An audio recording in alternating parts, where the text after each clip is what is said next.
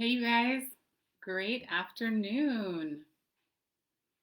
Wanting to make sure we are live and rolling. All right, we are. Welcome, everyone. Great to see you. Welcome to Sundays with Summit Health.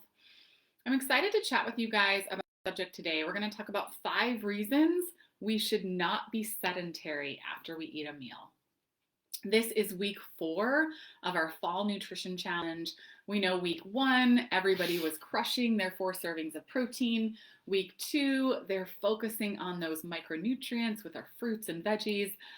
I have never seen more diaries in my life that make me so happy. When I look through clients' nutrition diaries before our check-ins each week, seeing all the fruits and veggies in their trackers makes me so happy. And the funny thing is, people are saying, yeah, it's crazy how easy it is to hit my fiber goals when I'm actually being forced to eat fruits and veggies. So really exciting stuff happening here, you guys. Great work. Week 3, everyone crushed the water. Some interesting feedback that people are noticing is the more hydrated they are, the more thirsty they are, and the less often they have to go to the bathroom. So typically you'll find when perhaps you're coming into something not being hydrated as well as we should be, you'll find that you're having to go to the bathroom all the time. And that stabilizes. Pretty soon your body's able to absorb all that hydration cellularly. You don't have to go to the bathroom all the time. But what's interesting is you'll notice you're actually thirstier, and that's your body's desire to remain hydrated. When you are dehydrated, very often you will not be thirsty. So keep that in mind. I want to really encourage you guys to keep these habits rolling. Week 4 is kind of an interesting habit that I'm having you guys stack. So the way the nutrition challenge is working, for those of you who maybe have never had a chance to participate, we stack our habits each week. And this is very similar to how we work with people on a habits or practice-based approach when it comes to nutrition coaching. You know, if someone comes to us and they have a goal of weight loss, or they have a goal of bringing their blood pressure down, or they have a goal of, improving their A1C, we may look at that and say, okay, is tracking your food the most appropriate method for you? And if that's not, then we'll take a very habits-based approach. And so perhaps we'll say, okay, this week, all we're going to focus on is hydration. I want you to track how much water you're drinking. I want you to track the other things that you're putting in your body. And each week we'll maybe just build off those habits. So the same is true for our nutrition challenge. The reason that we chose this week 4, the challenge is we want you to move after each meal, right? Minimum of 5 minutes. Goal would be 10 if possible. And so today we're going to talk about 5 reasons why this is important. I'm excited to hear some feedback from you guys. I'm excited to see things that you notice and you see improvement on, and what changes you see. It's only a week, so I don't know how much feedback we'll really get. I'm going to be curious about this, but it's something that I've really geeked out over the last year, just digging into the research of it, and I'm curious to see what we find. So here's what's happening. When you eat, I'm referencing my notes here, so if I'm not looking at you, that's why. When we eat, basically we're flooding our body with all of these nutrients, and it can be hard for our body then to put all these things where it needs to go. Let's especially think if it's a high fat or a high sugar meal. Imagine just like a traffic jam on a freeway. Imagine LA at 3 in the afternoon. It's like you have this flood or this rush of all these macronutrients, fat, carbs, protein. And now we're in these sort of tight little capillaries or arteries, in the same way that we've got all these cars on these freeways. It can be a challenge for things to get where they need to go. And because of that, there's actually an increased risk in heart attack 2 hours after a heavy meal, more than any other time of the day for someone who is prone to have a heart attack.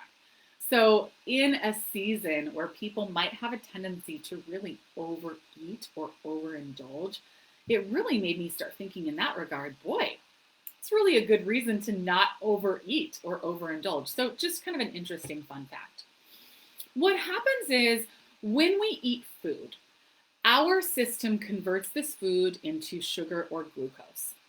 This is our body's primary source of energy. This is what it wants to use to burn as energy. It's quick, it's easy. This then creates, a surge in insulin. So, and the reason our body produces this insulin is because it wants to pull this glucose out of the cells. It wants to save it for later. It wants to put it in the tissue and be able to use that as energy later. Now, someone who is diabetic, they're very sensitive to this. And perhaps they don't even they can either have spikes in insulin, they can not be creating enough insulin, and this can really contribute to a lot of stacked problems down the road. So let's think about this. Typically, what's the largest meal we eat in the day? Most people, it's going to be dinner. What's the meal that's typically the heaviest in carb and the heaviest in fat? It's usually dinner. What meal are we most sedentary after? It's normally dinner. So really, I want you to just stop and think about our lifestyle, our habits, the patterns that we're creating. And I just want to motivate you with some education as to why this is. So first of all, when we consume these things and then we start to move, what happens is our body, our muscles start pulling this glucose out of the cells, drawing it, and it starts circulating things. Things are moving. Things are, we're increasing the rate at which your body can process this glucose. We're slowing down that insulin reaction. And so that we're going to get into that. We're going to get into 5 reasons why this is really beneficial. Number 1 is blood sugar regulation. A post-walk meal has actually, in so many research studies, shown to lower blood sugar by almost 40%. So it is phenomenal. Just a 10-minute walk after each meal showed a reduction in blood sugar levels long term in people who are both type 1 and type 2 diabetics. The other thing that they noticed is a link to less medication being necessary. So for someone who doesn't produce any insulin and they have to supplement with that, wouldn't it be great if they can supplement with less simply by taking a 10-minute walk after each meal? Absolutely phenomenal. So just super important. Here's the other thing that's super cool. If a lot of us, we can look at our own blood sugar. You can get a blood sugar monitor. There's a really cool device called a Levels device. Lots of ways that we can measure and track our own, glucometer, our own glucose and our own blood sugar. And you will notice such a huge difference if, let's say, you eat, breakfast is what I tested. I had the same thing for breakfast almost every single day. So I consume that meal, and then perhaps I just sit down and hop on Zoom calls, do some office work, and I'm just very sedentary. Vice versa of me doing a 10-minute walk, specifically for me, getting outside is super key. Just the difference in that blood sugar response or my glucose levels post the exact same meal, it was over 50% for me. I tend to be very insulin sensitive, so I am probably more of an extreme case, but very, very interesting. Number two reason why it can help is because it can actually reduce your risk for heart disease and burn fat better. There was a small study that researched triglycerides and fat in the blood after eating. What they noticed is that levels were significantly lower when participants had even as little as 10 minutes of post-meal exercise versus just those who ate a meal and were sedentary. What's also interesting is that regular exercise, we know this, generally lowers blood sugar, especially LDL, substantially. But what's interesting is they found better effects on the lowering of blood sugar by taking 3 10-minute walks a day as opposed to 1 45-minute walk a day, whether it be morning or afternoon. And there's some other research where this was correlative as well. So that was very interesting to me. Less time moving, but specifically after a meal, showed better results than a longer period of exercise, but that was solo or isolated in the day. Okay, number 3, it improves digestion. Well, of course this makes sense because what happens is we eat our food and then we just sit, and guess what? Our body has this very natural motility. When we're just sitting, we're not aiding in that motility. But let's say we get up and we're walking or we're just doing some light movement, whatever it is, we're aiding in that sort of motility that our body already naturally desires. So people see a noticeable improvement in heartburn, noticeable improvement in acid reflux, because we're just encouraging the body to digest food faster, which is absolutely fantastic. They also noticed a correlation with more improved irritable bowel symptoms and diverticulitis. So we know, again, those things are all seated in the gut. And so just having healthy gut motility has been really, really helpful. Obviously, they saw a huge improvement in those who experienced issues with constipation.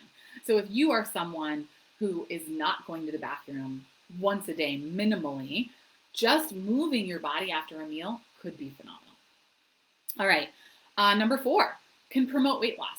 Really, I mean, this is a no-brainer, and I was debating whether or not to put this one in there, but the reason is calories in, calories out, right? So the more calories that we're burning, obviously we're going to lose fat, we're going to be able to lose weight.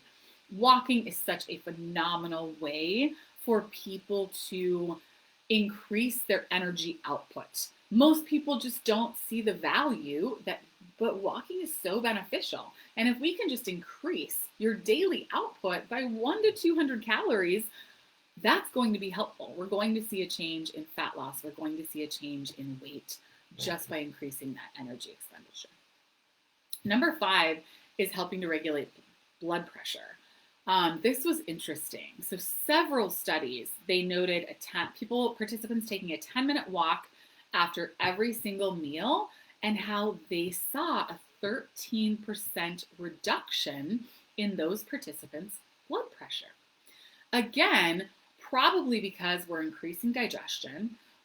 I think of that traffic. We're not forcing all of those micro and macronutrients, all of those things into the blood cells, and then not giving it some help, not giving it some assistance to digest and move through the body in the process that it's designed to. So really, I mean, it's just, I feel like these things are a no-brainer, but I want to explain them to you guys so you really are motivated and understand why this is a part of the challenge.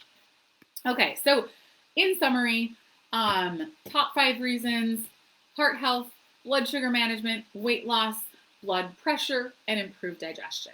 Lots of reasons for us not to be a couch potato after we eat a meal. First and foremost, if you guys are not in the challenge, I want to encourage you to just move your body after you eat dinner. Whether it's in other countries, Italy, it's a very common thing for people to eat a meal very leisurely and enjoy and absorb and love everything about that meal, but then they very commonly go for a walk afterwards. I know it's Minnesota, it's dark, it's a little bit chilly, but see what you can do as far as creating some habits with your family. Something simple, something easy. But that's my main call to action to you. Whether you're in this challenge or not, I want to encourage you to move after your meals. Here's some beautiful reasons why, and share with us any feedback that you have from incorporating these tips and tricks. I hope you guys enjoy your Sunday, and we will be in touch.